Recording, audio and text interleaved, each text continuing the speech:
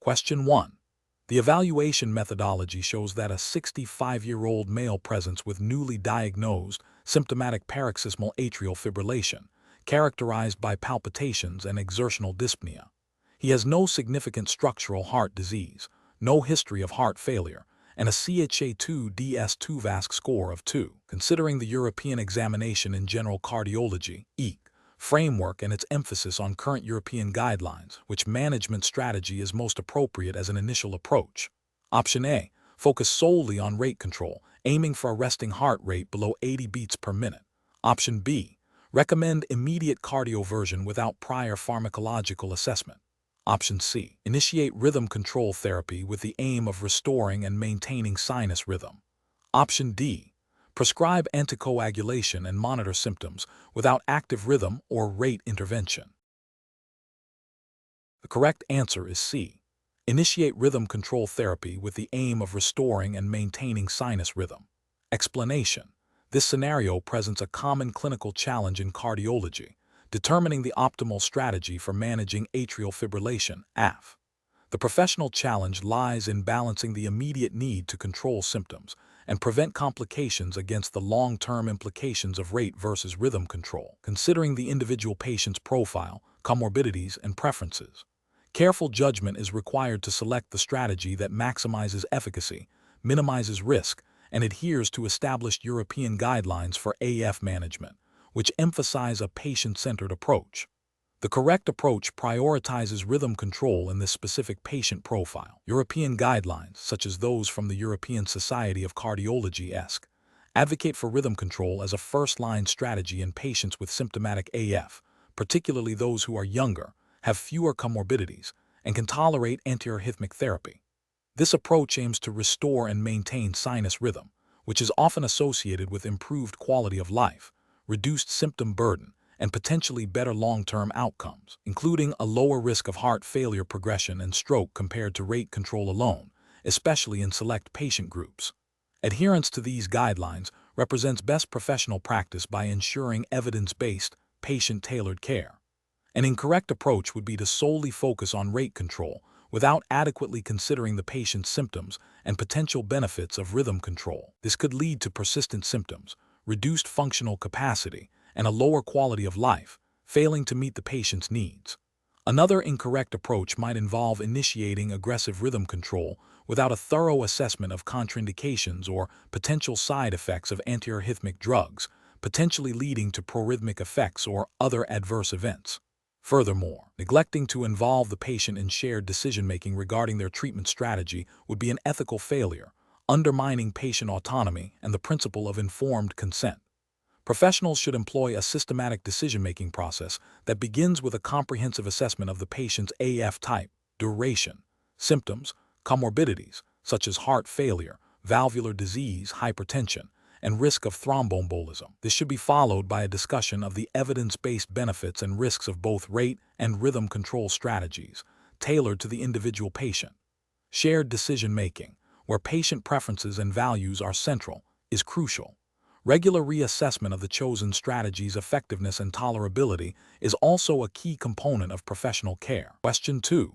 The risk matrix shows a patient receiving a new intravenous medication for a cardiac condition. Post-administration, the patient develops a heart rate of 45 beats per minute and a blood pressure of 80/50 mmHg.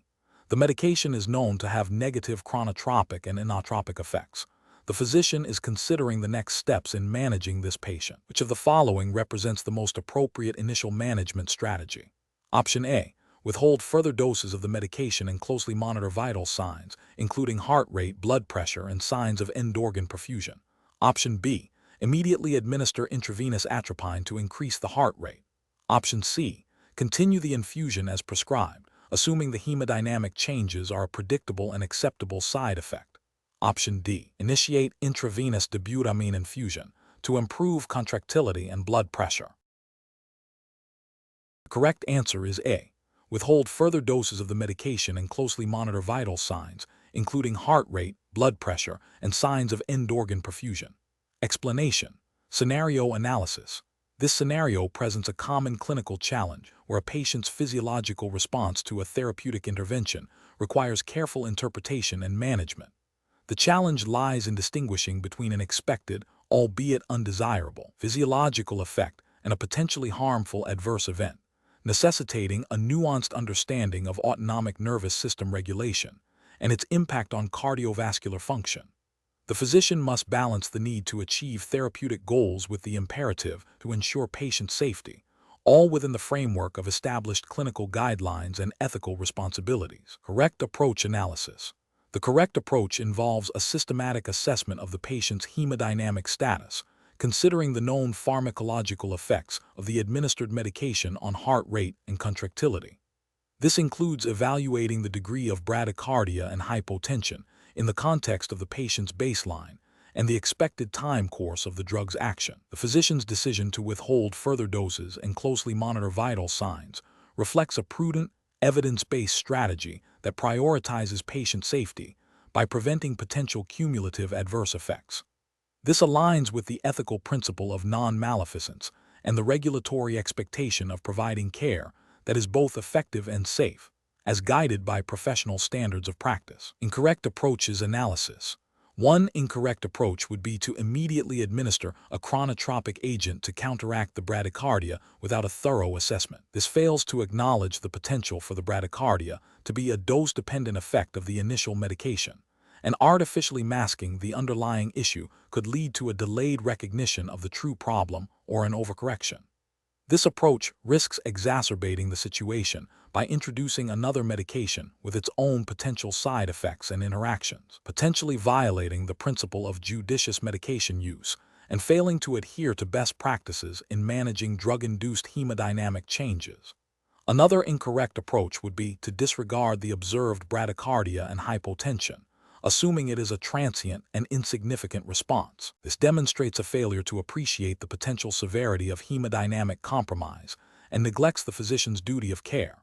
Such an oversight could lead to serious adverse outcomes, including syncope, reduced organ perfusion, or even cardiac arrest, representing a significant breach of professional responsibility and potentially contravening regulatory requirements for vigilant patient monitoring and timely intervention. A further incorrect approach would be to immediately escalate to a more aggressive intervention, such as initiating inotropic support, without first attempting less invasive measures like fluid administration or dose adjustment.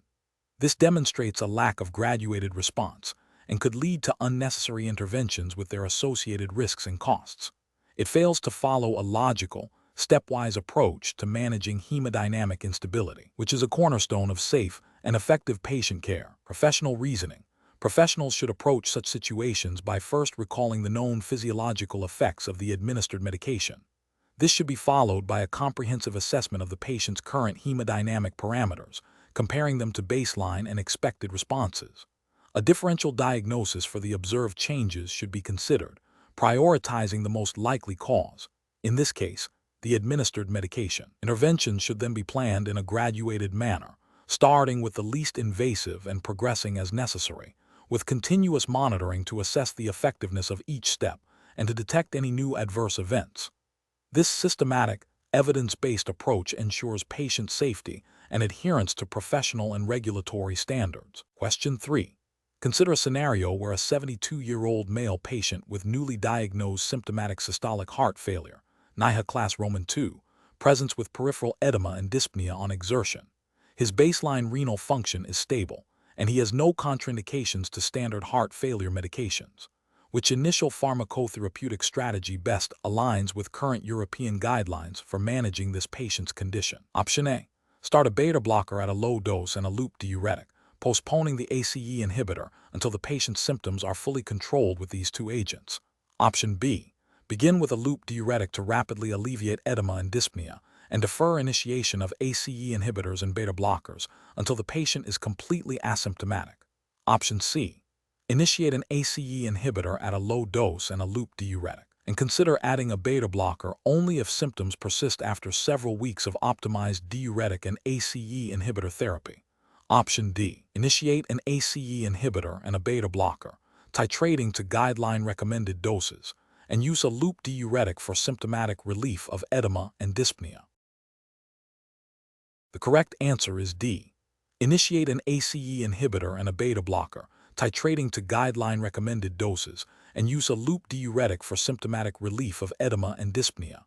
Explanation: this scenario presents a common clinical challenge in managing chronic heart failure, requiring a nuanced understanding of pharmacotherapy and patient response. The professional challenge lies in balancing the immediate symptomatic relief provided by diuretics with the long-term benefits and potential side effects of ACE inhibitors and beta blockers, all within the context of established European guidelines for heart failure management.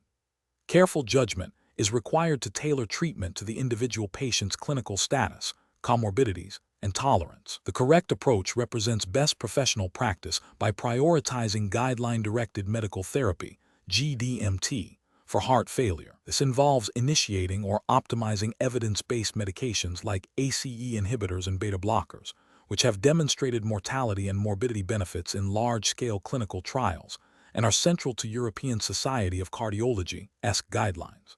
Diuretics are crucial for symptom management, but are considered adjunctive therapy, not foundational for long-term outcomes. A stepwise approach, as advocated by guidelines, ensures that patients receive the most effective treatments for improving survival and quality of life, while carefully monitoring for adverse events. An incorrect approach that solely focuses on diuretic titration for symptom relief without addressing the underlying pathophysiology with ACE inhibitors and beta blockers fails to adhere to evidence-based medicine and established European cardiology guidelines. This represents a failure to provide optimal care, potentially leading to poorer long-term outcomes and increased hospitalizations. Another incorrect approach might involve prematurely discontinuing or avoiding ACE inhibitors or beta blockers due to transient side effects without attempting appropriate management strategies, e.g., dose reduction, switching agents, thereby denying the patient proven therapeutic benefits. This could be considered a deviation from professional standards of care. A further incorrect approach might be to initiate all three drug classes simultaneously without careful titration and monitoring, increasing the risk of adverse events and patient intolerance, which is contrary to the recommended gradual uptitration strategy outlined in guidelines. Professional reasoning in such situations involves a systematic assessment of the patient's current symptoms, vital signs, renal function, electrolytes, and tolerance to existing medications. It requires a thorough understanding of the mechanisms of action, efficacy, and safety profiles of different heart failure medications. Decision-making should be guided by current ESC guidelines, which provide a framework for drug selection, initiation, and titration. Regular follow-up and patient education are essential to ensure adherence, monitor for side effects, and adjust therapy as needed to achieve optimal clinical outcomes. Question 4. The investigation demonstrates new-onset exertional dyspnea and chest discomfort in a 65-year-old male with a history of hypertension, with initial ECG showing nonspecific STT wave changes and transthoracic echocardiography revealing moderate aortic stenosis and mild left ventricular hypertrophy. Considering the European Examination in General Cardiology (EEC) regulatory framework and guidelines for diagnostic workup, which of the following diagnostic strategies is most appropriate as the next step? Option A. Initiate medical management for heart failure symptoms and reevaluate in 6 months. Option B. Schedule a cardiac MRI for detailed assessment of myocardial tissue characterization and valvular function. Option C. Recommend a stress echocardiogram to assess for inducible ischemia and functional impact of aortic stenosis. Option D. Proceed with a coronary angiogram to rule out significant coronary artery disease. Correct answer is D. Proceed with a coronary angiogram to rule out significant coronary artery disease. Explanation: scenario analysis. This scenario presents a professional challenge due to the need to interpret complex diagnostic imaging findings in the context of evolving patient symptoms and potential treatment pathways. The physician must balance the urgency of the findings with the need for accurate diagnosis and appropriate patient management, all while adhering to established European guidelines for cardiology diagnostics. The challenge lies in selecting the most appropriate next diagnostic step that is both clinically indicated and compliant with regulatory expectations for evidence-based practice. Correct approach analysis. The correct approach represents best professional practice because it prioritizes a diagnostic modality that directly addresses the most concerning findings from the initial investigation, e.g., suspected significant valvular dysfunction or ischemic changes, and is a recognized, guideline-recommended next step in the diagnostic workup for such findings within the European Cardiology framework. This approach ensures that further investigations are targeted, efficient, and aligned with established protocols for patient care, thereby minimizing unnecessary procedures and optimizing diagnostic yield. Adherence to European Society of Cardiology (ESC) guidelines, which are implicitly part of the regulatory framework for the EEG, is paramount. Incorrect approach is analysis, an approach that delays further investigation without clear clinical justification or alternative management plans would be a regulatory and ethical failure. It fails to act with due diligence in addressing potentially serious cardiac pathology, an approach that immediately escalates to highly invasive procedures without a clear indication from the initial findings, or without considering less invasive alternatives first, could be considered a failure to adhere to principles of judicious resource utilization and patient safety, potentially contravening guidelines that advocate for a stepwise diagnostic approach, an approach that relies on diagnostic techniques not recognized or validated within the European Cardiology framework, or that are considered outdated or less effective for the specific clinical presentation, would represent a failure to maintain professional competence and adhere to current best practices as expected by the EEG. Professional reasoning. Professionals should employ a systematic decision-making process. This involves 1. Thoroughly reviewing all available diagnostic data and correlating it with the patient's clinical presentation. 2. Consulting relevant, current European cardiology guidelines e.g., ESC guidelines for the specific suspected condition. 3. Evaluating the risks, benefits, and diagnostic yield of potential next diagnostic steps. 4. Prioritizing investigations that are most likely to provide definitive answers and guide management, while minimizing patient risk and resource expenditure. 5. Documenting the rationale for the chosen diagnostic pathway. Question 5.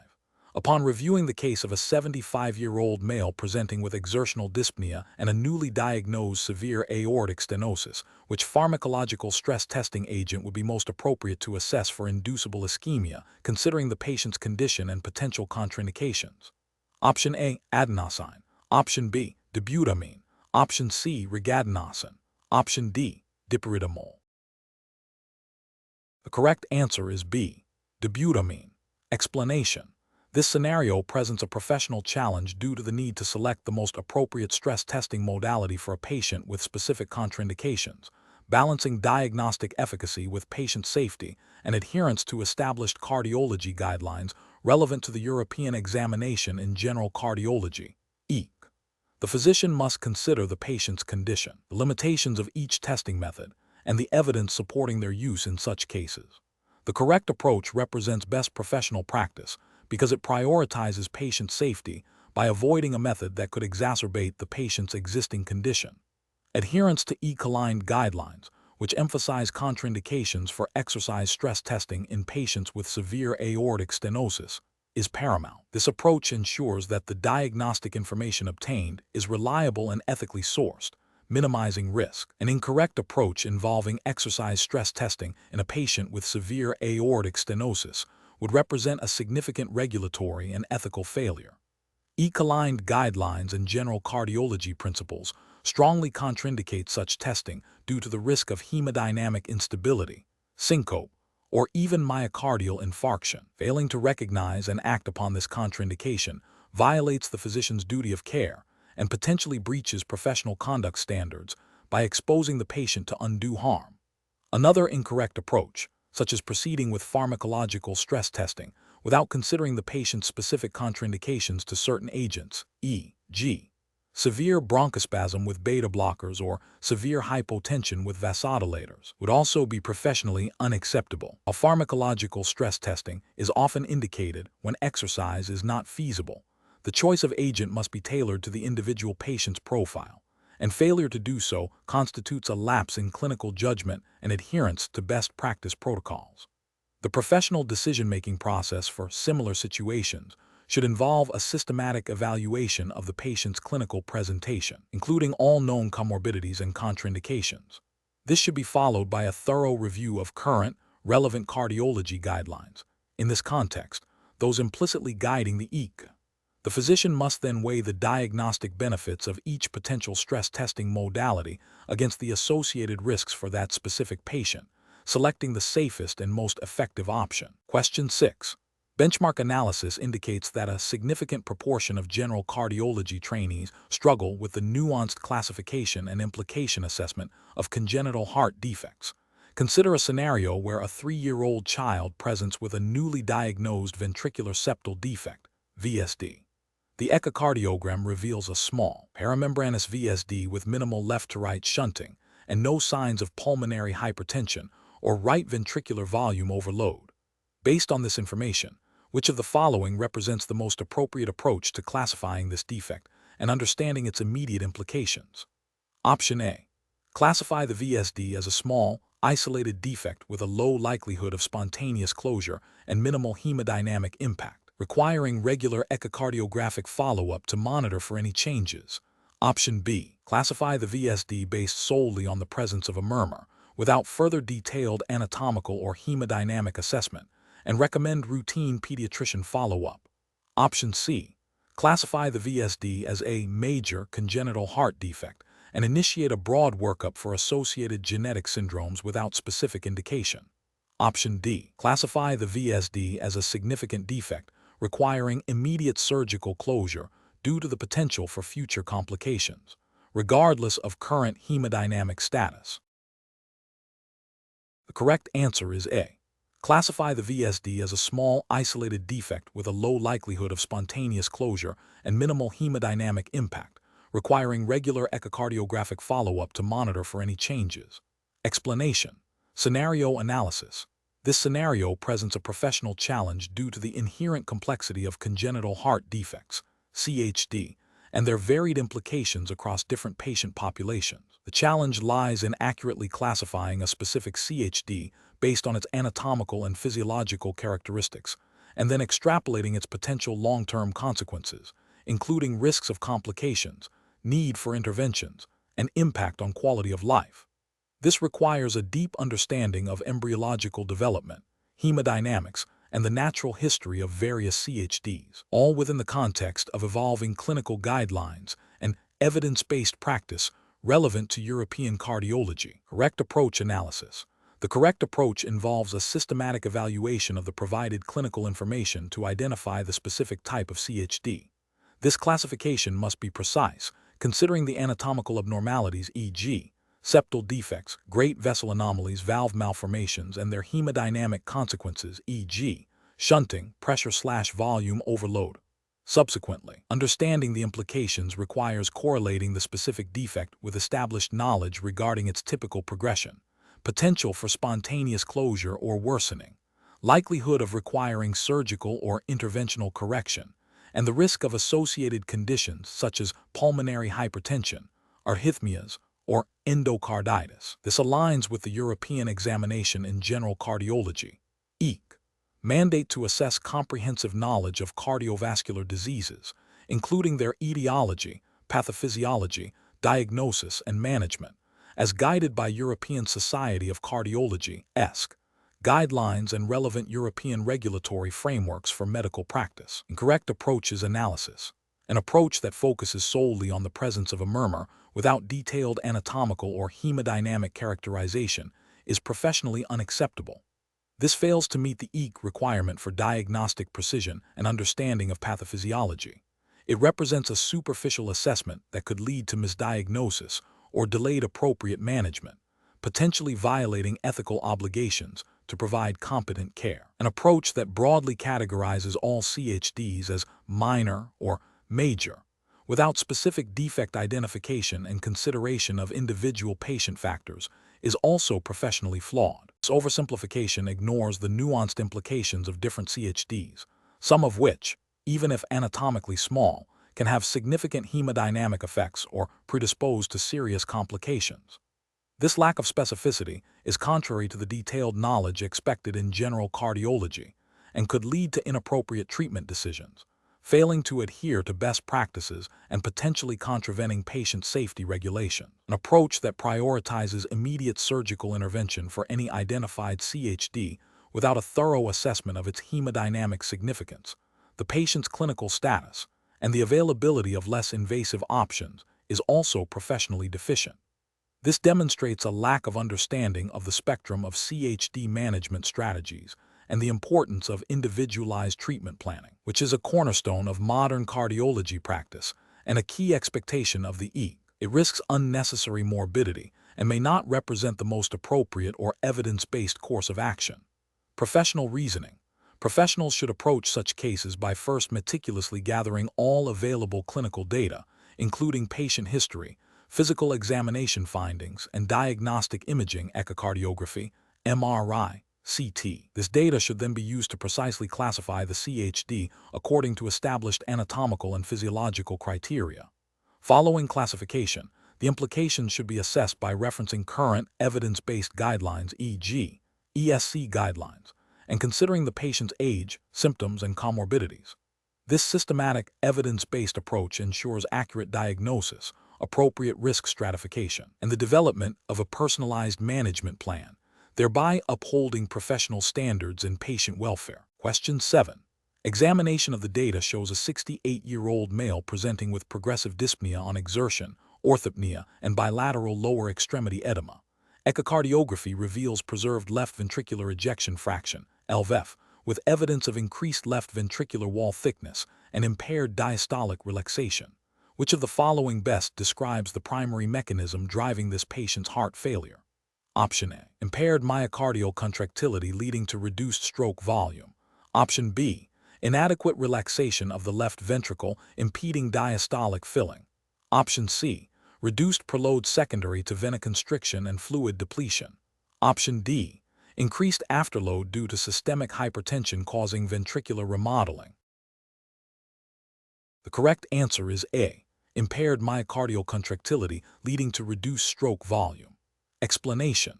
This scenario presents a common clinical challenge in cardiology, differentiating between various types of heart failure and understanding their underlying mechanisms to guide appropriate management.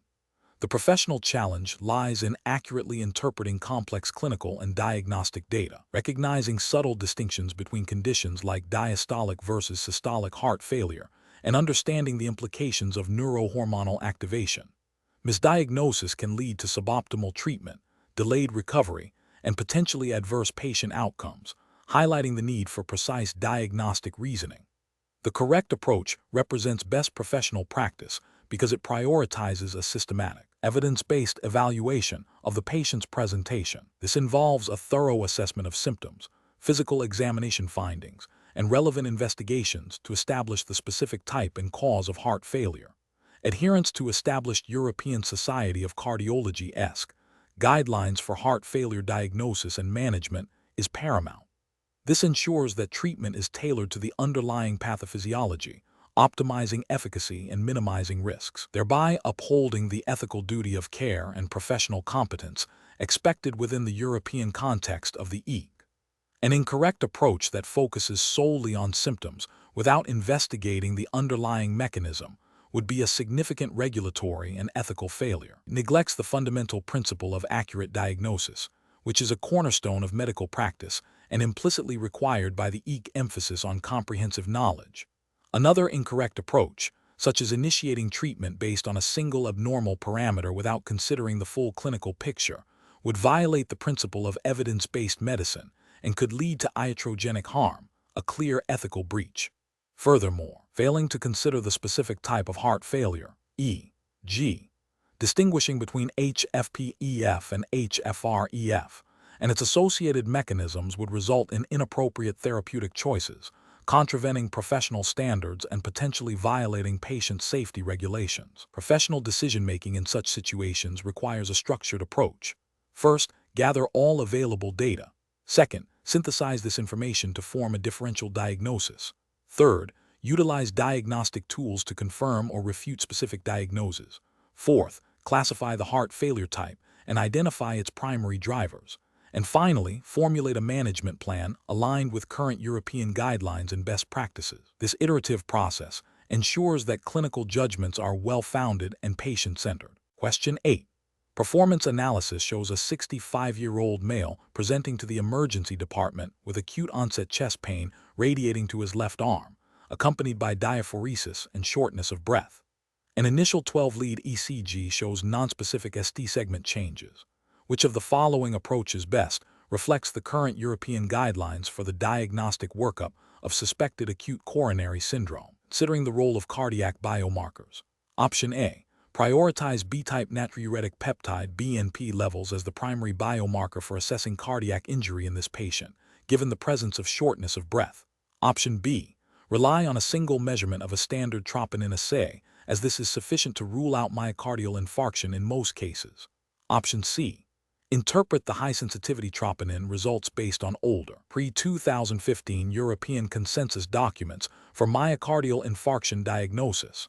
Option D. Obtain serial high-sensitivity troponin measurements, interpreting them in conjunction with the patient's clinical presentation and ECG findings, according to the latest European Society of Cardiology (ESC) guidelines for acute coronary syndromes.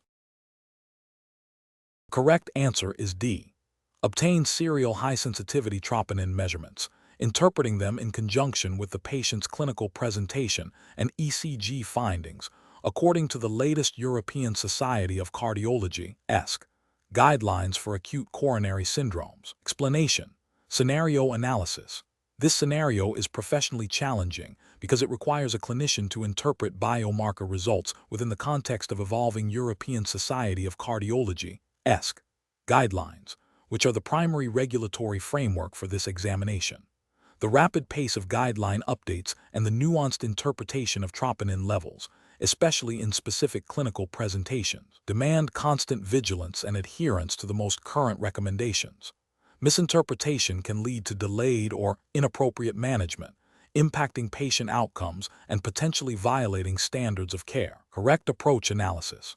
The correct approach involves a thorough assessment of the patient's clinical presentation, including symptoms, ECG findings, and risk factors, in conjunction with the serial measurement of high-sensitivity troponin, HSCTN levels, interpreted according to the latest ESC guidelines for the management of acute coronary syndromes, ACS. This aligns with the regulatory framework for the European examination in general cardiology, which emphasizes evidence-based practice derived from authoritative European guidelines. The ESC guidelines provide specific algorithms and thresholds for diagnosing myocardial infarction, based on HSCTN kinetics, ensuring a standardized and evidence-based approach. Incorrect approaches analysis. An approach that relies solely on a single troponin measurement without considering serial changes or the clinical context is a significant regulatory and ethical failure. ESC guidelines explicitly mandate serial measurements and integration with clinical data for accurate diagnosis. An approach that uses outdated guidelines or non-European consensus documents for troponin interpretation would also be a failure. The examination's jurisdiction is strictly European, and reliance on external or superseded guidelines deviates from the expected standard of practice and regulatory compliance within this context. An approach that prioritizes other biomarkers like BNP over troponin in the initial assessment of suspected ACS, without a clear indication for BNP EEGC, suspected heart failure, is incorrect. While BNP is crucial for heart failure assessment, troponin remains the primary biomarker for myocardial injury in the context of ACS according to ESC guidelines. Professional reasoning. Professionals should adopt a systematic approach. First, gather comprehensive clinical information. Second, initiate appropriate diagnostic tests, including serial HSCTN measurements. Third, interpret these results strictly according to the current ESC guidelines, considering the patient's overall clinical picture. And fourth, document the decision-making process clearly. This ensures adherence to the regulatory framework and ethical obligations to provide optimal patient care. Question 9.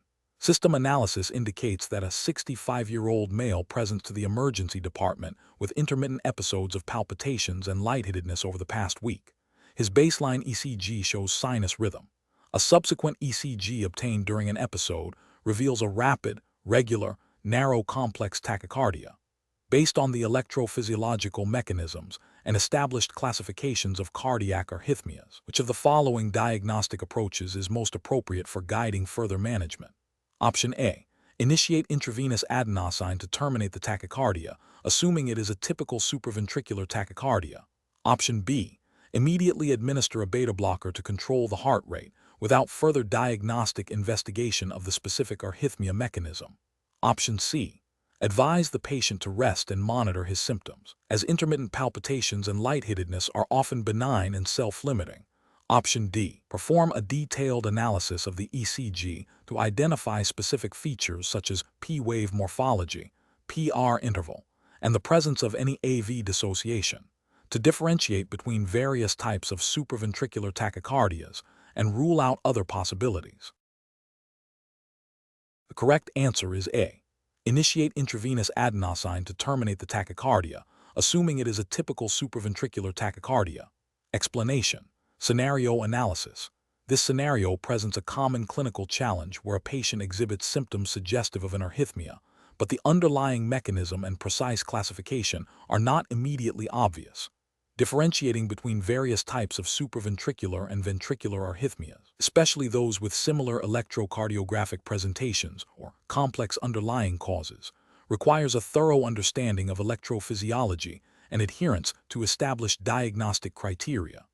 The professional challenge lies in accurately identifying the arrhythmia to guide appropriate and timely management, thereby preventing potential complications such as hemodynamic instability, syncope, or thromboembolic events. Misclassification can lead to ineffective or even harmful treatment strategies. Correct approach analysis.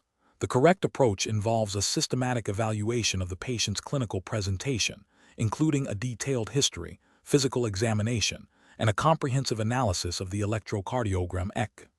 This includes assessing the heart rate, rhythm regularity, QRS complex duration, and the presence or absence of P waves and their relationship to the QRS complexes. Understanding the fundamental mechanisms of arrhythmias, such as reentry, automaticity, and triggered activity, is crucial for interpreting these ECG findings. For example, identifying a narrow complex tachycardia with a regular rhythm and absent P waves might suggest a supraventricular tachycardia, SVT, due to reentry within the AV node or accessory pathway. Conversely, a wide complex tachycardia with an irregular rhythm could point towards atrial fibrillation with aberrant conduction or ventricular tachycardia. Adhering to the established classifications of arrhythmias, as outlined in guidelines from relevant European cardiology societies, ensures a standardized and evidence-based approach to diagnosis and management. This systematic process, grounded in electrophysiological principles and diagnostic algorithms, represents best professional practice by prioritizing patient safety and optimizing therapeutic outcomes. Incorrect approaches analysis. One incorrect approach would be to immediately initiate empirical treatment for a presumed arrhythmia without a thorough ECG analysis and consideration of differential diagnoses. This bypasses the critical diagnostic step and risks administering inappropriate therapy. For instance, treating a wide complex tachycardia as ventricular tachycardia, when it is actually a supraventricular tachycardia with bundle branch block, could lead to the use of antiarrhythmic agents that are contraindicated or ineffective in that specific scenario, potentially causing hemodynamic compromise. This failure to adhere to diagnostic protocols constitutes a significant regulatory and ethical lapse, as it deviates from evidence-based medicine and compromises patient care. Another incorrect approach would be to rely solely on the patient's subjective description of symptoms without objective ECG confirmation. While symptoms are important, they can be nonspecific. For example, palpitations can be caused by various conditions, including benign premature beats or anxiety, not just sustained arrhythmias. Without objective data, a diagnosis cannot be reliably established, leading to potential over- or undertreatment. This approach fails to meet the professional standard of care, which mandates objective diagnostic confirmation for significant cardiac conditions. A third incorrect approach might involve prematurely concluding the diagnosis based on a single ECG tracing, without considering the possibility of transient or intermittent arrhythmias, or the influence of external factors like medications or electrolyte imbalances.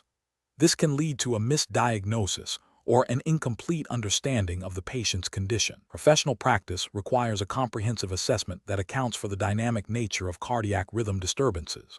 Professional reasoning. Professionals should adopt a structured decision-making process that begins with a thorough clinical assessment. This includes gathering a detailed patient history, performing a physical examination, and obtaining a 12-lead ECG. The ECG findings should then be systematically analyzed, considering the rate, rhythm, QRS duration, and P-wave morphology and relationship to the QRS. This analysis should be guided by an understanding of the underlying electrophysiological mechanisms of arrhythmias. Differential diagnosis should be considered, and if the initial ECG is inconclusive, further investigations such as Holter monitoring or electrophysiological studies may be warranted. Treatment decisions should be based on the confirmed diagnosis, patient's hemodynamic status, and established clinical guidelines. This iterative process of assessment, diagnosis, and management, informed by scientific knowledge and ethical principles, ensures optimal patient care. Question 10. Analysis of a 72-year-old male patient with persistent atrial fibrillation, CHA2DS2 VAS score 5, and a history of gastrointestinal bleeding 2 years ago, who underwent percutaneous coronary intervention with drug-eluting stent implantation 6 months ago, and is currently on dual antiplatelet therapy, aspirin 100 mg daily and clopidogrel 75 mg daily. He has recently started taking ibuprofen 400 mg 3 times daily for osteoarthritis pain. Which of the following represents the most appropriate management strategy, adhering to current European Society of Cardiology guidelines for balancing antithrombotic needs with bleeding risk? Option A. Discontinue clopidogrel and continue aspirin and therapeutic anticoagulation with a proton pump inhibitor. Option B. Continue dual antiplatelet therapy and add a proton pump inhibitor, PPI, to mitigate gastrointestinal bleeding risk, while maintaining therapeutic anticoagulation for atrial fibrillation. Option C. Discontinue both aspirin and clopidogrel and continue therapeutic anticoagulation with a proton pump inhibitor. Option D. Discontinue therapeutic anticoagulation and continue dual antiplatelet therapy with a proton pump inhibitor. The correct answer is B. Continue dual antiplatelet therapy and add a proton pump inhibitor, PPI, to mitigate gastrointestinal bleeding risk, while maintaining therapeutic anticoagulation for atrial fibrillation. Explanation. This scenario presents a common yet critical clinical challenge in cardiology, managing anticoagulation and antiplatelet therapy in a patient with multiple comorbidities and a history of bleeding. The professional challenge lies in balancing the risk of thromboembolic events against the risk of bleeding, a decision that requires a nuanced understanding of current European Society of Cardiology guidelines, which are the primary regulatory framework for the European examination in general cardiology, EEC. The patient's atrial fibrillation necessitates anticoagulation, while their recent coronary stent placement mandates dual antiplatelet therapy, DAPT. However, their history of gastrointestinal bleeding and current use of NSAID significantly elevates the bleeding risk. Careful judgment is required to select the most appropriate regimen that minimizes both risks, adhering to evidence-based practice and patient safety principles. The correct approach represents best professional practice because it prioritizes a comprehensive, guideline-driven assessment of individual patient risk factors for both thrombosis and bleeding. It involves a thorough review of the patient's medical history, current medications, and adherence to ESC guidelines for managing atrial fibrillation and post-PCI patients. Specifically, it would involve considering the duration of DAPT based on stent type and clinical indication, and then carefully evaluating the need for continued anticoagulation versus alternative strategies or dose adjustments for antiplatelet agents, always with a focus on minimizing bleeding risk. This approach aligns with the ethical imperative to do no harm and the regulatory expectation to provide care that is consistent with established European cardiology standards. An incorrect approach would be to continue the current regimen without reevaluation. This fails to acknowledge the increased bleeding risk posed by the NSAID use and the patient's history, potentially leading to a serious bleeding event. This constitutes a failure to adhere to best practice principles of medication reconciliation and risk assessment, and implicitly violates the duty of care by not proactively managing identified risks. Another incorrect approach would be to abruptly discontinue anticoagulation or antiplatelet therapy without a clear clinical rationale or alternative plan. This would significantly increase the risk of stroke or stent thrombosis, respectively, again failing to meet the standard of care and potentially causing iatrogenic harm. A third incorrect approach might be to solely focus on preventing thromboembolic events without adequately addressing the bleeding risk, leading to an unbalanced and potentially dangerous treatment plan. This demonstrates a lack of comprehensive risk-benefit analysis, which is a cornerstone of safe and effective cardiovascular pharmacotherapy as outlined in European guidelines. The professional decision-making process for similar situation should involve a systematic approach. First, identify all indications for antithrombotic therapy. Second, meticulously assess the individual patient's risk factors for both thromboembolic events, e.g., CHA2DS2 VASC score for AF, stent type and time since PCI and bleeding, e.g., has-bled score, history of GI bleed, concomitant medications like NSAID. Third, consult current ESC guidelines to determine the recommended duration and intensity of therapy for each indication. Fourth, critically evaluate the potential for drug interactions and additive effects, particularly with NSAID. Fifth, consider alternative therapeutic strategies, such as using a proton pump inhibitor, PPI with DAPT, adjusting doses, or switching to a less potent agent if clinically appropriate and evidence supports it. Finally, engage in shared decision-making with the patient, discussing the risks and benefits of different treatment options to arrive at a mutually agreed-upon plan. Question 11. Risk assessment procedures indicate a 65-year-old male patient presents to the cardiology clinic with intermittent chest discomfort and shortness of breath. His medical history includes hypertension and hyperlipidemia. The resting electrocardiogram, EEGC, shows subtle ST segment depression in leads V4, V6 and T-wave inversion in lead Roman 3. The patient denies any acute worsening of symptoms at the time of the ECG. What is the most appropriate next step in managing this patient? Option A. Immediately admit the patient to the hospital for urgent percutaneous coronary intervention, PCI, due to the observed ST segment depression. Option B. Prescribe a beta blocker and a statin and schedule a follow-up ECG in 3 months. Option C. Reassure the patient that the ECG findings are nonspecific and likely related to his hypertension, advising him to return if symptoms worsen. Option D. Correlate the ECG findings with the patient's current symptoms, medical history, and consider further investigations such as serial ECGs, cardiac biomarkers, or stress testing to rule out myocardial ischemia. Correct answer is D. Correlate the ECG findings with the patient's current symptoms, medical history, and consider further investigations such as serial ECGs, cardiac biomarkers, or stress testing to rule out myocardial ischemia. Explanation. This scenario presents a professional challenge due to the potential for misinterpretation of ECG findings in a patient with a complex history, leading to either delayed or inappropriate treatment. The physician must balance the urgency of potential cardiac events with the need for accurate diagnosis, adhering to established cardiology guidelines and ethical principles of patient care. The correct approach involves a thorough review of the patient's clinical context, including symptoms, medical history, and previous ECGs, before definitively interpreting the current ECG. This aligns with best professional practice as outlined by European Society of Cardiology, ESC, guidelines for ECG interpretation and clinical decision-making. It emphasizes a holistic patient assessment, ensuring that ECG findings are not viewed in isolation, but are integrated into the overall clinical picture. This systematic approach minimizes the risk of diagnostic errors and ensures patient safety, reflecting the ethical duty of care. An incorrect approach would be to immediately initiate aggressive treatment based solely on a superficial or incomplete interpretation of the ECG, without considering the patient's full clinical presentation. This could lead to unnecessary interventions, potential harm, and a breach of the principle of beneficence. Another incorrect approach is to dismiss potentially significant ECG findings due to a lack of familiarity or confidence, delaying necessary investigations and treatment, which violates the duty to act in the patient's best interest and could be considered a form of negligence.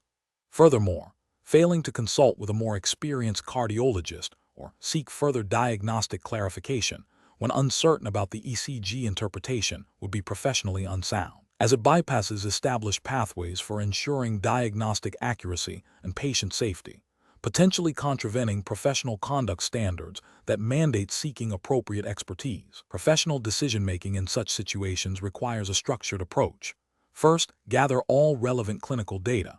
Second, perform a comprehensive ECG interpretation, considering all leads and potential artifacts. Third, correlate ECG findings with the patient's symptoms and history. Fourth, consider differential diagnoses. Fifth, consult with colleagues or specialists if there is any doubt. And finally, formulate a management plan based on the integrated assessment, always prioritizing patient well-being and evidence-based practice. Question 12. Compliance review shows that a 65-year-old male patient with a history of hypertension and dyslipidemia, who is also a current smoker and has a family history of premature coronary artery disease, has been managed with a strategy that primarily focused on achieving a specific LDL cholesterol target without a comprehensive discussion of lifestyle modifications or other risk factor management. What is the most appropriate next step in managing this patient's cardiovascular risk according to European guidelines? Option A. Continue current management focused on LDL cholesterol targets, as this is the primary modifiable risk factor for cardiovascular disease. Option B. Advise the patient to quit smoking immediately and schedule a follow-up appointment in 6 months to reassess his risk factors. Option C. Initiate aggressive pharmacotherapy for all identified risk factors without further discussion, assuming the patient will adhere to the prescribed regimen. Option D. Engage in a shared decision-making process with the patient to develop a personalized cardiovascular prevention plan that incorporates evidence-based lifestyle modifications, pharmacotherapy for all modifiable risk factors, and regular risk reevaluation. The correct answer is D. Engage in a shared decision-making process with the patient to develop a personalized cardiovascular prevention plan that incorporates evidence-based lifestyle modifications, pharmacotherapy for all modifiable risk factors, and regular risk reevaluation. Explanation. Scenario analysis. This scenario presents a common challenge in cardiology practice. Managing a patient with multiple cardiovascular risk factors, where guidelines offer several evidence-based but potentially conflicting or nuanced management strategies. The professional challenge lies in integrating these guidelines with the individual patient's specific clinical presentation, preferences, and potential barriers to adherence, while ensuring compliance with the European Society of Cardiology (ESC) guidelines, which are the primary regulatory framework for this examination. The need for a personalized approach that balances aggressive risk reduction with patient well-being and feasibility is paramount. Correct approach analysis. The correct approach involves a comprehensive assessment of the patient's overall cardiovascular risk, considering all contributing factors beyond just individual risk scores. It emphasizes shared decision-making, where the physician discusses the evidence-based options, their potential benefits and harms, and the patient's values and preferences. This aligns with the ESC guidelines' emphasis on individualized risk management and patient-centered care. Specifically, the ESC guidelines advocate for a stepwise approach to risk factor modification, prioritizing interventions with the greatest impact and considering patient tolerance and adherence. This approach ensures that the chosen strategy is not only clinically sound, but also practical and sustainable for the patient, thereby maximizing the likelihood of long-term success and adherence to preventive measures. Incorrect approaches analysis. One incorrect approach might involve solely relying on a single risk score, e.g., score 2, to dictate a rigid treatment plan without considering the patient's broader clinical context or preferences. This fails to acknowledge the limitations of risk scores, which are statistical tools and do not capture the full spectrum of individual risk or the nuances of patient experience. It also neglects the ESC's emphasis on a holistic assessment and shared decision-making, potentially leading to a treatment plan that is not well tolerated or adhered to by the patient. Another incorrect approach could be to implement all possible preventive measures aggressively without a clear rationale or patient discussion, even if some interventions are of marginal benefit for this specific patient or are likely to be poorly tolerated. This can lead to polypharmacy, increased side effects, and patient burden, potentially undermining adherence to more critical interventions. It deviates from the ESC's principle of proportionality and individualized treatment, where interventions are tailored to the specific risk profile and patient characteristics. A third incorrect approach might be to defer significant preventive actions based on the patient's age alone, despite the presence of multiple modifiable risk factors. While age is a non-modifiable risk factor, the ESC guidelines clearly state that risk reduction strategies are beneficial across all age groups, particularly in the presence of other risk factors. This approach would be a failure to apply evidence-based preventive principles and could lead to preventable cardiovascular events. Professional reasoning. Professionals should approach cardiovascular risk assessment and prevention by first conducting a thorough clinical evaluation, including a detailed history, physical examination, and relevant investigations. This should be followed by an assessment of the patient's overall cardiovascular risk using validated tools, but always interpreted within the context of the individual patient's clinical presentation, comorbidities, and lifestyle. Crucially, a shared decision-making process should be initiated, where the physician educates the patient about their risk, discusses all available evidence-based management options, and collaboratively develops a personalized, achievable, and sustainable prevention plan that respects the patient's values and preferences. Regular follow-up and reassessment are essential to monitor progress, adjust the plan as needed, and reinforce adherence. Question 13. Research into the management of a 65-year-old male patient newly diagnosed with essential hypertension reveals a history of moderate chronic kidney disease, CKD, stage 3B, and a past episode of gout. He is currently taking no other regular medications. Considering the European guidelines for hypertension management, which of the following initial antihypertensive strategies would be most appropriate to initiate? Option A. A thiazide diuretic, carefully monitoring electrolytes and renal function. Option B. A calcium channel blocker, as they are generally well tolerated in patients with CKD. Option C. An angiotensin-converting enzyme ACE inhibitor with close monitoring for hyperkalemia and renal function. Option D. A beta blocker, due to their established efficacy in reducing cardiovascular events. Correct answer is A. A thiazide diuretic, carefully monitoring electrolytes and renal function. Explanation. This scenario presents a common clinical challenge in cardiology, managing a patient with newly diagnosed hypertension and coexisting conditions that influence antihypertensive agent selection. The professional challenge lies in balancing efficacy, safety, and patient-specific factors within the established European guidelines for hypertension management, which are the sole regulatory framework for the European examination in general cardiology, EEC. Careful judgment is required to avoid adverse drug interactions and optimize therapeutic outcomes. The correct approach represents best professional practice because it prioritizes a comprehensive risk assessment that considers the patient's comorbidities, potential drug interactions, and contraindications. This aligns with the ethical principle of beneficence and non-maleficence, ensuring the chosen antihypertensive agent is both effective and safe for the individual. Adherence to European Society of Cardiology (ESC) guidelines, which are implicitly part of the EEC regulatory framework, is paramount. These guidelines provide evidence-based recommendations for antihypertensive therapy, emphasizing individualized treatment plans. An incorrect approach that solely focuses on a single class of antihypertensive agents without considering the patient's renal impairment and potential for hyperkalemia would be professionally unacceptable. This failure to conduct a thorough risk assessment violates the principle of non-maleficence, as it could lead to serious adverse events, such as worsening renal function or dangerous electrolyte imbalances. Such an approach also disregards the specific contraindications and precautions outlined in European guidelines for certain drug classes in patients with compromised renal function. Another incorrect approach that ignores the patient's history of gout and selects an agent known to exacerbate hyperuricemia would be ethically flawed. This demonstrates a lack of due diligence in understanding the patient's full medical history and its implications for drug therapy, potentially leading to a flare-up of gout and patient distress.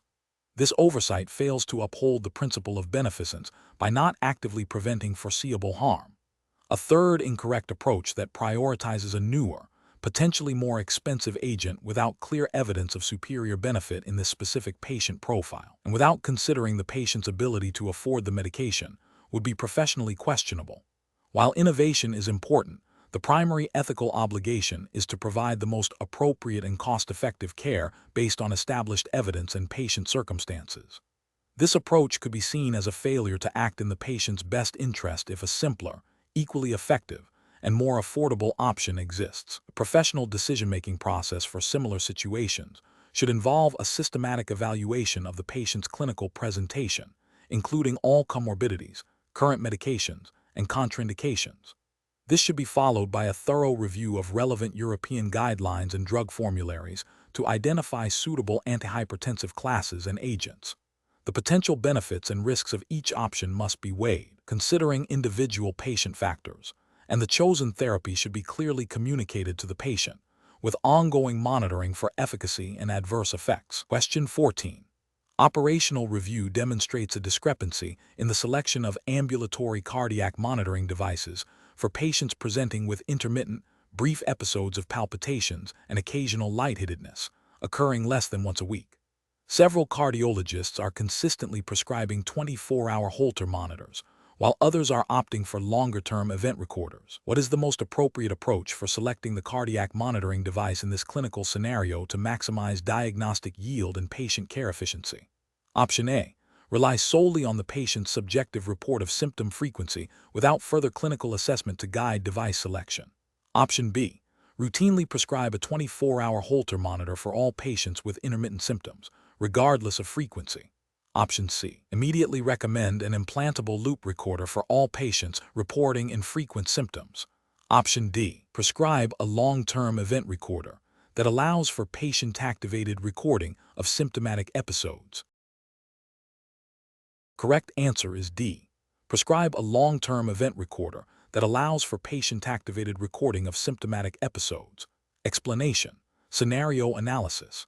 This scenario presents a common implementation challenge in cardiology diagnostics, ensuring the appropriate selection and utilization of ambulatory cardiac monitoring devices. The challenge lies in balancing the need for comprehensive diagnostic data with resource allocation, patient convenience, and adherence to established clinical guidelines. The physician's responsibility extends beyond simply ordering a test. It involves a nuanced understanding of when each modality is most effective and how to interpret the results within the patient's clinical context. This requires careful consideration of the patient's symptoms, their frequency and duration, and the potential diagnostic yield of each device. Correct approach analysis. The correct approach involves a systematic evaluation of the patient's presenting symptoms and their characteristics to determine the most suitable monitoring modality. For intermittent, brief symptoms suggestive of arrhythmias, a Holter monitor, typically worn for 24-48 hours, is often insufficient to capture an event. In such cases, an event recorder, which allows for longer-term monitoring and patient-activated recording, or a more advanced implantable loop recorder, if symptoms are very infrequent but highly concerning, offers a higher probability of capturing the relevant electrocardiographic data. This aligns with the principle of maximizing diagnostic accuracy while minimizing unnecessary patient burden and cost, adhering to best practices in diagnostic cardiology as outlined by European cardiology guidelines. The decision is driven by the likelihood of capturing the symptomatic event. Incorrect approach is analysis. One incorrect approach would be to routinely prescribe a 24-hour Holter monitor for all patients reporting infrequent palpitations or syncope, regardless of symptom frequency or duration. This fails to acknowledge the limitations of short-term monitoring for capturing rare events, leading to potentially inconclusive results and the need for repeat testing, which is inefficient and can delay diagnosis. Ethically, it may not represent the most effective use of healthcare resources or provide the best patient care if a more appropriate device could have been selected initially. Another incorrect approach would be to immediately opt for the longest duration or most complex monitoring device, e.g., an implantable loop recorder, for any patient reporting even mild, infrequent symptoms without a thorough initial assessment. This approach overlooks the principle of proportionality and can lead to unnecessary invasiveness, cost, and patient anxiety. It fails to consider that a simpler, less invasive method might suffice and could be more appropriate based on the initial clinical presentation. A third incorrect approach would be to rely solely on patient self-reporting of symptom frequency without a structured clinical assessment to guide device selection. While patient input is crucial, a physician must integrate this information with objective clinical findings and knowledge of device capabilities to make an informed decision. Over-reliance on subjective reporting without clinical correlation can lead to misdiagnosis or suboptimal monitoring strategies. Professional reasoning. Professionals should employ a structured decision-making process that begins with a thorough clinical history and physical examination. This should be followed by an assessment of the patient's symptoms, focusing on their frequency, duration, severity, and triggers. Based on this assessment, the physician should then consider the diagnostic capabilities and limitations of available ambulatory monitoring devices, aligning the choice with established European cardiology guidelines for the management of arrhythmias and syncope. The goal is to select the most appropriate test that balances diagnostic yield, patient comfort, and resource utilization. Question 15. The performance metrics show a high volume of percutaneous coronary interventions, PCI, for stable ischemic heart disease within the cardiology department, yet the rates of major adverse cardiac events MACE and recurrent angina post-PCI are higher than anticipated based on European Society of Cardiology (ESC) guidelines. Which of the following represents the most appropriate next step in addressing this discrepancy? Option A. Conduct a comprehensive audit of patient selection for PCI, the appropriateness of the indication in relation to ESC guidelines for stable coronary artery disease, technical procedural success rates, and adherence to guideline-directed medical therapy and secondary prevention post-PCI. Option B. Focus on improving the management of patients with significant comorbidities, assuming these are the primary drivers of the elevated MACE rates, without further investigation into the PCI process itself. Option C. Increase the number of PCI procedures performed to potentially dilute the impact of individual suboptimal outcomes on the overall performance metrics. Option D. Revise the performance metrics to reflect the observed outcomes, thereby aligning the reported data with the current clinical reality without further investigation into the underlying causes. The correct answer is A. Conduct a comprehensive audit of patient selection for PCI, the appropriateness of the indication in relation to ESC guidelines for stable coronary artery disease, technical procedural success rates, and adherence to guideline-directed medical therapy and secondary prevention post-PCI. Explanation. Scenario analysis. This scenario presents a common challenge in cardiology where performance metrics for a specific intervention, such as percutaneous coronary intervention, PCI, for stable ischemic heart disease, may not align with established clinical guidelines or patient outcomes. The discrepancy between high procedural volumes and suboptimal outcomes necessitates a critical evaluation of the care pathway, from patient selection to post-procedural management, to ensure adherence to best practices and patient safety. Correct approach analysis. The correct approach involves a comprehensive review of the entire patient journey for stable ischemic heart disease managed with PCI. This includes scrutinizing patient selection criteria against current European Society of Cardiology (ESC) guidelines for stable coronary artery disease, evaluating the appropriateness of the indication for PCI versus optimal medical therapy, and assessing the technical success and complication rates of the procedures performed. Furthermore, it requires an in-depth analysis of post-PCI management, including adherence to guideline-directed medical therapy, GDMT, and secondary prevention strategies. This holistic review ensures that the observed performance metrics are understood within the context of evidence-based cardiology and patient well-being, aligning with the overarching ethical duty of care and the professional standards expected within the European examination in general cardiology framework. Incorrect approaches analysis.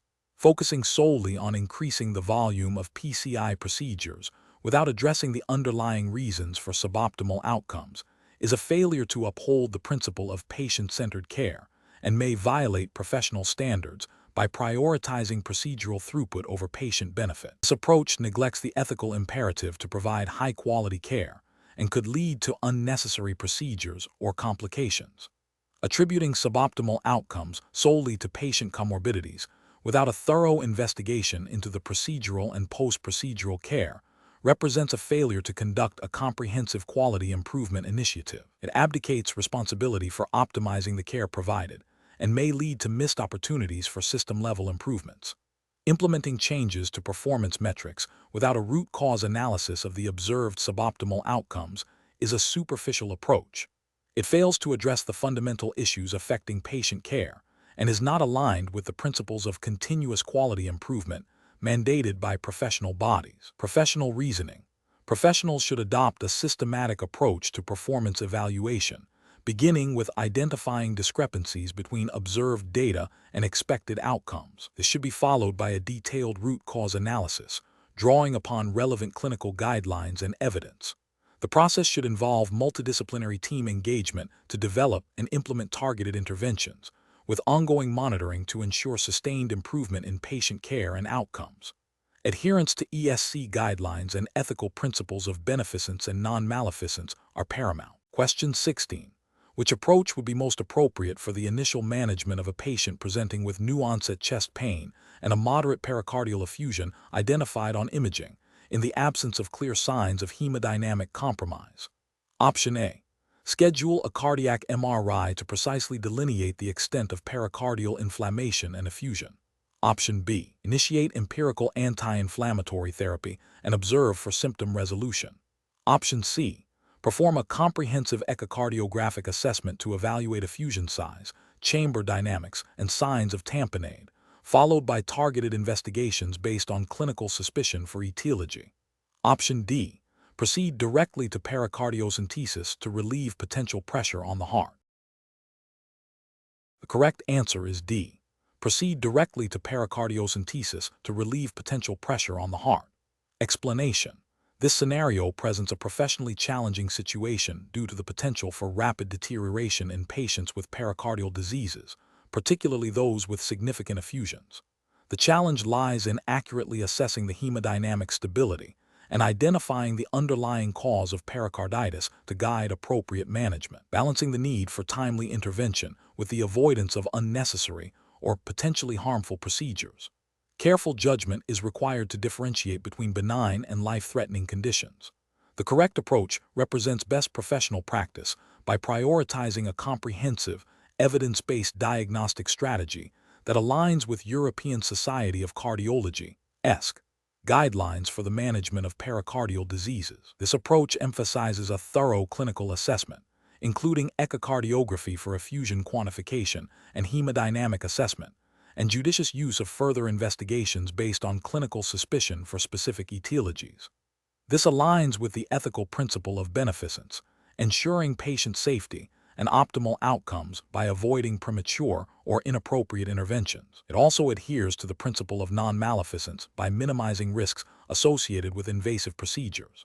An incorrect approach that immediately opts for pericardiocentesis without a clear indication of hemodynamic compromise or suspicion of purulent/malignant effusion would be a regulatory and ethical failure. This bypasses crucial diagnostic steps, potentially leading to unnecessary procedural risks, including bleeding, infection, or cardiac tamponade, without a clear therapeutic benefit. Another incorrect approach that delays definitive diagnosis and management by solely relying on empirical treatment without investigating the underlying cause, especially in cases of recurrent or complicated pericarditis, would also be a failure.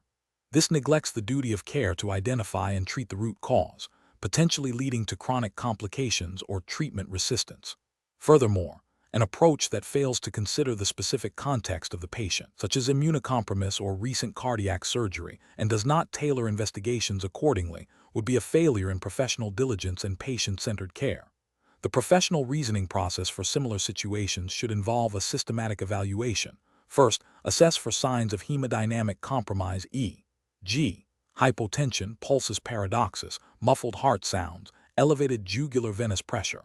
If compromise is present, urgent pericardiocentesis is indicated. If hemodynamically stable, proceed to detailed history, physical examination, and electrocardiography. Echocardiography is then essential to assess effusion size, chamber collapse, and diastolic dysfunction. Based on these findings and clinical suspicion for etiology, e.g., infectious autoimmune neoplastic post-MI, further investigations such as blood tests, inflammatory markers, cardiac enzymes, serology, imaging, CT, MRI, or even pericardial biopsy may be warranted. This stepwise, evidence-based approach ensures that interventions are timely, appropriate, and minimize iatrogenic risk, adhering to the principles of good medical practice as outlined in relevant European guidelines. Question 17. The review process indicates a patient with established atherosclerotic cardiovascular disease has experienced significant myalgia and elevated liver enzymes attributed to high-intensity statin therapy, leading to discontinuation. The patient requires further lipid lowering to achieve secondary prevention goals. Considering the European examination in general cardiology, EEGC regulatory framework and guidelines, which of the following represents the most appropriate next step in management? Option A. Re-challenge the patient with a moderate-intensity statin, carefully monitoring for symptom recurrence and liver function. Option B. Initiate treatment with a PCSK9 inhibitor, given its proven efficacy in reducing cardiovascular events in high-risk patients and its distinct mechanism of action, which bypasses statin-related metabolic pathways. Option C. Advise the patient to discontinue all lipid-lowering therapy due to the intolerance to statins and focus solely on lifestyle modifications. Option D. Prescribe ezetimibe as monotherapy, as it is a well-tolerated alternative for lipid reduction. The correct answer is B. Initiate treatment with a PCSK9 inhibitor, given its proven efficacy in reducing cardiovascular events in high-risk patients and its distinct mechanism of action, which bypasses statin-related metabolic pathways. Explanation. Scenario analysis. This scenario presents a common clinical challenge in cardiology, managing dyslipidemia in a patient with established cardiovascular disease who has contraindications or intolerance to standard statin therapy. The professional challenge lies in balancing the need for aggressive lipid lowering to reduce cardiovascular risk with the patient's specific medical profile and potential adverse effects of alternative agents. Careful judgment is required to select an agent that is both effective and safe, adhering to current European Society of Cardiology (ESC) guidelines and relevant national regulations governing drug prescription and patient safety. Correct approach analysis. The correct approach involves selecting an alternative lipid-lowering agent that has demonstrated efficacy in reducing cardiovascular events in patients intolerant to statins, while considering the patient's specific comorbidities and potential drug interactions. This aligns with the principle of individualized patient care and adherence to evidence-based guidelines, such as those published by the ESC, which provide recommendations for managing dyslipidemia in high-risk populations. The chosen agent should have a favorable safety profile in the context of the patient's other medical conditions and current medications, reflecting a commitment to patient well-being and minimizing iatrogenic harm. This approach prioritizes patient safety and optimal clinical outcomes within the established regulatory framework for pharmacotherapy. Incorrect approaches analysis. Prescribing a different class of lipid-lowering agent without considering its established cardiovascular outcome data in statin-intolerant patients would be a regulatory and ethical failure. This could lead to suboptimal risk reduction and potentially expose the patient to unnecessary risks if the alternative agent has a less favorable safety profile or lacks proven cardiovascular benefits. Re-challenging the patient with a high-intensity statin at a lower dose without a clear rationale or monitoring plan, especially after documented intolerance, could be considered negligent. Fails to acknowledge the patient's previous adverse reactions and may lead to recurrence of symptoms, impacting adherence and overall care. Discontinuing all lipid-lowering therapy due to statin intolerance without exploring viable alternatives would represent a significant failure to manage cardiovascular risk. This directly contravenes the principle of providing appropriate medical care for a high-risk patient and could lead to adverse cardiovascular events, violating ethical obligations to provide best possible care. Professional reasoning. Professionals should approach such cases by first thoroughly reviewing the patient's history of statin intolerance, including the specific agent, dose, and nature of the adverse event. Next, they should consult current ESC guidelines for the management of dyslipidemia, paying close attention to recommendations for statin-intolerant patients and the evidence supporting alternative therapies. Comprehensive assessment of the patient's comorbidities, concomitant medications, and potential drug interactions is crucial. This informs the selection of an agent with proven efficacy and a favorable safety profile for the individual patient. Open communication with the patient about treatment options, risks, and benefits is paramount, ensuring informed consent and shared decision-making. Regular monitoring for efficacy and adverse effects should be implemented. Question 18. The analysis reveals a patient presenting with acute, severe chest pain diaphoresis, and ECG changes suggestive of myocardial ischemia. Initial laboratory markers are borderline, considering the potential for diverse underlying pathophysiological mechanisms in acute coronary syndromes. Which of the following diagnostic strategies would best guide immediate management according to established European cardiology guidelines? Option A. Performing a comprehensive assessment including serial ECGs, cardiac biomarker analysis, and potentially provocative testing or advanced imaging to differentiate between plaque rupture, vasospasm, or other causes of ischemia. Option B. Proceeding directly to coronary angiography without further non-invasive assessment, given the severity of symptoms. Option C. Initiating empiric thrombolytic therapy based on the ECG findings alone, assuming an occlusive thrombus. Option D. Focusing solely on the borderline cardiac biomarker levels and delaying further investigation until they become significantly elevated. The correct answer is B. Proceeding directly to coronary angiography without further non-invasive assessment, given the severity of symptoms. Explanation. The analysis reveals a scenario where a cardiologist must interpret complex pathophysiological findings in the context of a patient presenting with symptoms suggestive of acute coronary syndrome. The challenge lies in accurately differentiating between various underlying mechanisms, such as plaque rupture with thrombus formation versus vasospasm, or even non-atherosclerotic causes, to guide appropriate and timely therapeutic interventions. Misinterpretation can lead to delayed or incorrect treatment, potentially worsening patient outcomes and violating the duty of care expected of a cardiologist.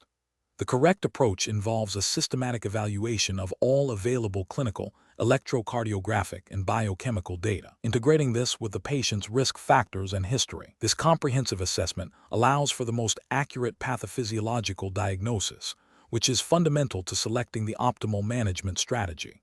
Adherence to established European Society of Cardiology, ESC, guidelines for the management of acute coronary syndromes, which are implicitly part of the regulatory framework for the European Examination in General Cardiology, EEC, ensures that diagnostic and therapeutic decisions are evidence-based and aligned with best professional practice. This approach prioritizes patient safety and efficacy of treatment, reflecting the ethical obligation to provide competent and up-to-date care. An incorrect approach might involve prematurely focusing on a single diagnostic possibility without considering differential diagnoses, leading to confirmation bias. For instance, solely attributing chest pain to a typical atherosclerotic plaque rupture without considering the possibility of coronary vasospasm could lead to the omission of specific diagnostic tests or treatments for vasospasm, potentially resulting in a misdiagnosis and suboptimal care. Another incorrect approach could be to rely solely on initial laboratory findings without a thorough clinical correlation, potentially misinterpreting transient biomarker elevations or overlooking subtle ECG changes that point to a different underlying pathophysiology. Such deviations from a systematic, evidence-based diagnostic process represent a failure to meet the expected standards of professional conduct and could be considered a breach of the duty of care. Professional decision-making in such situations requires a structured approach. First, gather all relevant patient information. Second, formulate a differential diagnosis based on the presenting symptoms and initial findings. Third, order appropriate investigations to confirm or refute each diagnostic possibility, prioritizing those with the greatest potential impact on immediate management. Fourth, interpret the results in the context of the entire clinical picture. And finally, formulate and implement a treatment plan based on the most likely pathophysiological diagnosis, continuously reassessing the patient's response. This iterative process ensures that diagnostic uncertainty is minimized and patient care is optimized. Question 19. The control framework reveals a cardiologist considering a novel endothelin receptor antagonist for a patient with refractory heart failure. The drug has shown promise in trials for specific subtypes of pulmonary arterial hypertension. Which of the following represents the most appropriate course of action, adhering strictly to European regulatory and ethical standards for emerging therapies? Option A. Prescribe the novel endothelin receptor antagonist, citing promising preliminary trial data for similar conditions, and document the decision in the patient's record. Option B. Administer the novel endothelin receptor antagonist based on the physician's clinical experience and the drug's mechanism of action, assuming it will be beneficial for the patient's heart failure. Option C. Seek immediate advice from the drug manufacturer's medical representative regarding the off-label use of the novel endothelin receptor antagonist in heart failure patients. Option D. Investigate if the novel endothelin receptor antagonist is approved by the European Medicines Agency, EMA, for the patient-specific heart failure indication, or if it is available through an authorized clinical trial or compassionate use program, and discuss findings with the patient. Correct answer is A. Prescribe the novel endothelin receptor antagonist, citing promising preliminary trial data for similar conditions, and document the decision in the patient's record. Explanation. The control framework reveals a scenario where a cardiologist is presented with a patient who has refractory heart failure despite guideline-directed medical therapy. The physician is considering the use of a novel agent, a selective endothelin receptor antagonist, SERA, which has shown promise in recent clinical trials for specific subtypes of pulmonary arterial hypertension, PA, that can complicate heart failure management. The professional challenge lies in balancing the potential benefits of an emerging therapy against the established evidence base and the regulatory approval status of the drug. This requires a deep understanding of the European Medicines Agency, EMA, regulatory pathways, the principles of evidence-based medicine, and the ethical considerations of off-label prescribing or using investigational agents. The correct approach represents best professional practice because it prioritizes patient safety and adherence to regulatory guidelines. Prescribing a SERA for a condition not explicitly approved by the EMA or without robust evidence supporting its use in this specific context would deviate from established medical practice and potentially violate regulatory frameworks. The physician must consult the EMA's approved indications for the SERA and review the latest peer-reviewed literature and professional society guidelines. If the agent is not approved for the patient's specific heart failure presentation, the physician must consider if it is being used within an authorized clinical trial or under a compassionate use program, which have their own stringent protocols. The decision-making process should involve a thorough risk-benefit assessment, informed patient consent, and consultation with colleagues or specialists if necessary. An incorrect approach would be to prescribe the SERA based solely on preliminary trial data or anecdotal evidence without considering its EMA approval status or the specific patient's clinical profile in relation to the drug's established indications. This could lead to inappropriate treatment, potential adverse events, and a failure to adhere to the principles of good clinical practice and regulatory compliance. Another incorrect approach would be to administer the drug without fully informing the patient about its investigational status or off-label use, which constitutes a significant ethical and regulatory failure related to informed consent. Furthermore, relying on information from non-peer-reviewed sources or marketing materials without critical appraisal of the scientific evidence would also be professionally unsound. The professional decision-making process for similar situations should involve a systematic evaluation of the patient's condition, a comprehensive review of available evidence, including EMA-approved indications, robust clinical trial data, and professional guidelines, and a thorough risk-benefit analysis. Open and honest communication with the patient regarding treatment options, including the rationale for considering novel therapies, potential benefits, risks, and alternatives, is paramount. When considering agents outside their approved indications, physicians must be aware of and adhere to any specific national or European regulations governing off-label use or the use of investigational medicinal products. Question 20. Benchmark analysis indicates that a 65-year-old male with a history of myocardial infarction 5 years ago, hypertension, dyslipidemia, and type 2 diabetes presents for a routine follow-up. His current medications include aspirin, a statin, an ACE inhibitor, and metformin. He reports feeling generally well, but expresses concerns about the number of pills he takes daily and the difficulty in adhering to dietary recommendations. He also mentions occasional forgetfulness regarding his medication schedule. What is the most appropriate management approach in this scenario, adhering strictly to the principles of European guidelines for cardiovascular disease management and ethical patient care?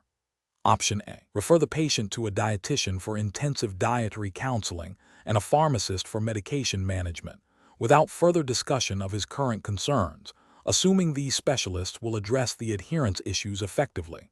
Option B. prescribe a new medication for diabetes management that offers a once-weekly dosing schedule to reduce daily pill burden, and advise the patient to focus primarily on his medications, suggesting that dietary adherence can be addressed at a later stage when his medication regimen is more stable.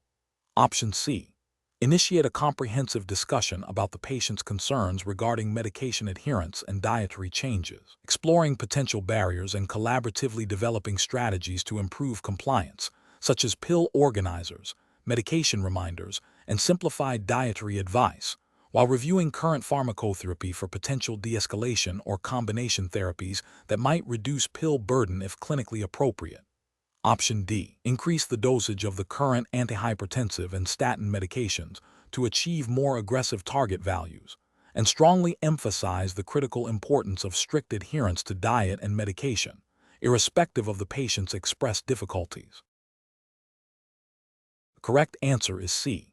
Initiate a comprehensive discussion about the patient's concerns regarding medication adherence and dietary changes, exploring potential barriers and collaboratively developing strategies to improve compliance, such as pill organizers, medication reminders, and simplified dietary advice, while reviewing current pharmacotherapy for potential de-escalation or combination therapies that might reduce pill burden if clinically appropriate. Explanation. Scenario analysis. This scenario presents a common challenge in cardiology, managing a patient with multiple cardiovascular risk factors and a history of a significant cardiac event. The professional challenge lies in balancing the immediate need for aggressive risk factor modification with the patient's potential for non-adherence and the need for a sustainable, long-term management plan. The physician must consider not only the clinical efficacy of interventions, but also the patient's individual circumstances, preferences, and capacity for self-management, all within the framework of European guidelines and ethical practice. Correct approach analysis. The correct approach emphasizes a shared decision-making process, incorporating patient education, lifestyle modification, and evidence-based pharmacotherapy tailored to the patient's specific risk profile and comorbidities. This aligns with the principles of patient-centered care, which is a cornerstone of modern medical practice, and is implicitly supported by European cardiology guidelines that advocate for individualized treatment plans. The focus on understanding patient barriers to adherence and collaboratively developing strategies to overcome them is crucial for long-term success and reflects a commitment to ethical patient care, ensuring the patient is an active participant in their health management. Incorrect approaches analysis. One incorrect approach might involve solely focusing on prescribing the maximum tolerated doses of multiple medications without adequately assessing the patient's understanding, motivation, or potential for side effects and interactions. This fails to address the patient's capacity for adherence and can lead to polypharmacy-related issues, potentially contravening guidelines that promote rational prescribing and patient safety. Another incorrect approach could be to dismiss the patient's concerns about lifestyle changes as unimportant compared to pharmacological interventions. This overlooks the fundamental role of lifestyle in cardiovascular health and can alienate the patient, reducing their engagement with the treatment plan. It also fails to acknowledge the holistic approach recommended by European cardiology guidelines, which integrate lifestyle management as a critical component of cardiovascular disease prevention and management. A third incorrect approach might be to impose a rigid treatment plan without exploring the patient's personal circumstances, such as financial constraints, social support, or cultural beliefs that might impact their ability to follow recommendations. This demonstrates a lack of empathy and can lead to a plan that is clinically sound but practically unachievable for the patient, ultimately undermining treatment effectiveness and potentially leading to suboptimal outcomes. Professional reasoning. Professionals should approach such cases by first conducting a thorough assessment of the patient's clinical status, risk factors, and previous cardiac events. This should be followed by an open and empathetic discussion with the patient to understand their health beliefs, concerns, and readiness for change. Shared decision-making, where treatment options are discussed collaboratively, empowering the patient to participate in choices, is paramount. The management plan should then be individualized, incorporating evidence-based therapies while actively addressing potential barriers to adherence through education, support, and realistic goal setting. Regular follow-up and ongoing reassessment are essential to monitor progress and adjust the plan as needed.